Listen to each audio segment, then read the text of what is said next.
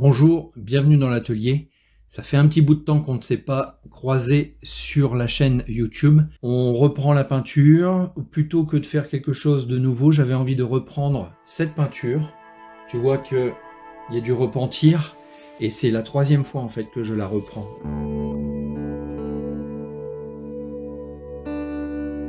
Il y a eu toute une session où j'ai vraiment redéfini les postures entre les deux personnages. Comme tu peux le voir au départ, il y avait un croisement de bras et en fait toute l'attitude et même aussi l'attitude du personnage de gauche ne me satisfaisait pas, même au niveau physique. Autant sur le deuxième personnage, il y a quelque chose. Souviens-toi de cette histoire, c'est une peinture inspirée d'un récit de Michel Onfray qui explique la mort de son père lors d'une promenade le soir. Et il y avait cette idée de hériter du monde. Et la façon dont c'est raconté, ça m'a vraiment ému et j'ai trouvé là quelque chose de très fort à transmettre aussi à travers cette peinture. Donc je veux vraiment avoir le bon, la bonne attitude, la bonne peinture, quelque chose qui soit beaucoup plus fort que ce que j'ai fait au départ. Donc contraster un peu plus les choses, un peu mieux les définir, un peu mieux aller dans l'intention, alors que là ça faisait plutôt brouillon. Donc j'ai fait tout un changement déjà pour déjà me rapprocher du physique du philosophe, histoire de m'approprier aussi avoir quelque chose d'un peu plus tangible, d'un peu plus réaliste entre guillemets, parce que le traité ne se veut pas forcément hyper réaliste, hein, on est dans le réalisme, mais voilà, on reste dans l'ordre de l'idée, du croquis. Néanmoins, ça manquait un peu de force, tout ça. Donc j'ai décidé de reprendre. Et cette deuxième étape ne m'a pas satisfait non plus par rapport à des attitudes. En fait, j'agissais couche par couche. Puis finalement, on se retrouve avec quelque chose d'assez déformé.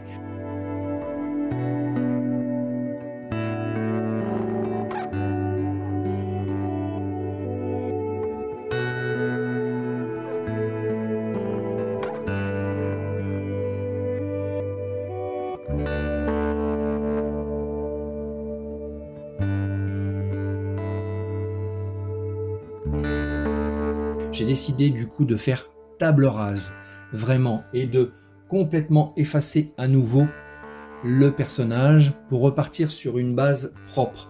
Faire les masses déjà, pas m'arranger avec ce qui existe, ce qui est présent. Donc j'ai gratté, j'y suis allé à l'essence de térébenthine, j'ai retrouvé un peu la couche du dessous, il n'y a pas trop de relief, et donc je veux aussi pouvoir retrouver un peu de ce fond de la toile ici, pour avoir des effets de transparence, que ça puisse dialoguer entre les deux personnages et aussi l'environnement. Voilà, donc on reprend petit à petit.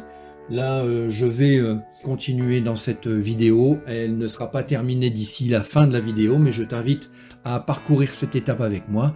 On se retrouve à la fin de la vidéo.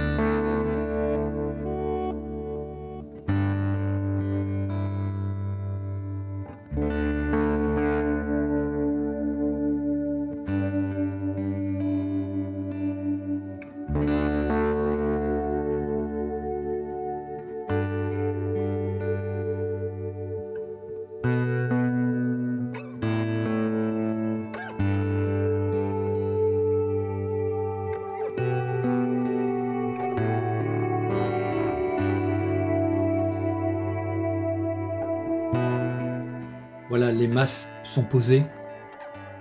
Tu vois, j'ai donné un peu plus de corps et un peu plus de tangibilité à ce corps qui s'efface dans la mort. J'ai aussi posé ce rapport de proportion en rapport avec la réalité, après une petite phase documentaire où où j'ai cherché un peu des images. J'ai vu que le père de Michel Onfray était plus petit que lui.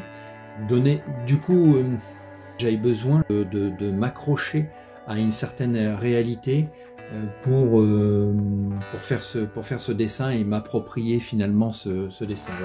C'est vrai que je me suis posé beaucoup de questions à savoir si je devais montrer ça. Et en fait, je me suis dit, vu que le philosophe en a fait un récit public, je me permets du coup de faire aussi une image publique de ce récit à travers mon prisme, à travers l'émotion qu'elle a suscité pour moi et que j'essaye de transmettre à toi à travers cette peinture. Voilà, on se dit à très bientôt pour la prochaine vidéo. Si tu aimes ce contenu, n'hésite pas à faire un petit pouce en l'air ou à t'abonner. À très bientôt, salut.